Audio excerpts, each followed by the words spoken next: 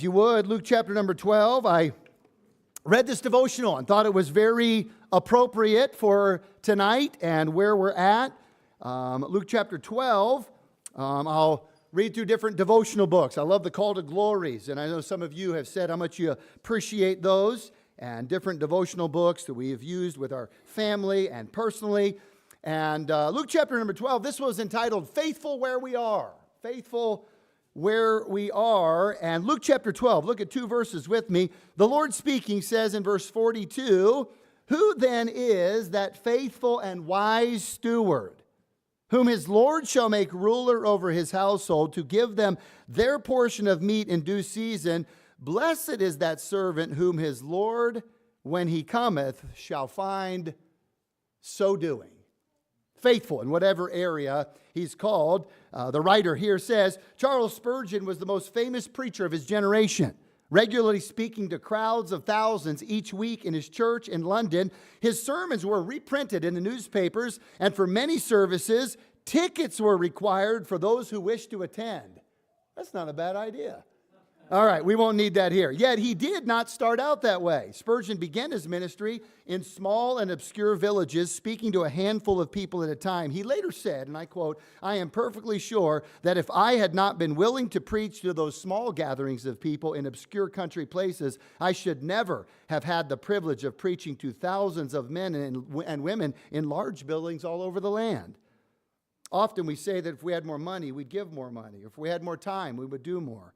Yet in reality, the test of our stewardship and faithfulness, listen, is not what we would do with greater resources and opportunity, but what we're doing right now with what we already have. A person who is selfish and stingy with a little would not change if he suddenly became wealthy. A teacher who does not prepare for a class of 6 would not automatically become diligent for a class of 60 or even 600. Rather than seeking more, we should realize that we will give an account to God for our stewardship of what he's given us, and seek to use every day to the fullest to accomplish as much as we can for him. He that is faithful in that which is least is faithful also in much, and he that is unjust in the least is unjust also in much. Can I encourage you this year, just determine to be faithful in whatever God's called you to do. Just be faithful wherever that is, in whatever area that is. And so part of our meeting tonight is to encourage us of things the Lord has done in our church family there throughout this last year. I appreciate the time Vincia does, and she takes pictures, and Holly takes pictures, and others take pictures, and we kind of filter them all to Vincia, and she puts together a kind of a slideshow of things that took place this last year. And I always enjoy it. Reminds me of things that I remember doing, and some I'm like, oh, I forgot we did that. And so after we do this, we'll take some time and just share a few praises. If you want to share a praise tonight, and then we will officially get into our meeting. I found, those of you that are more recent, the first few years I was here, I'd always try to preach on ministry meeting night, and my wife would say, "Please don't do that to them.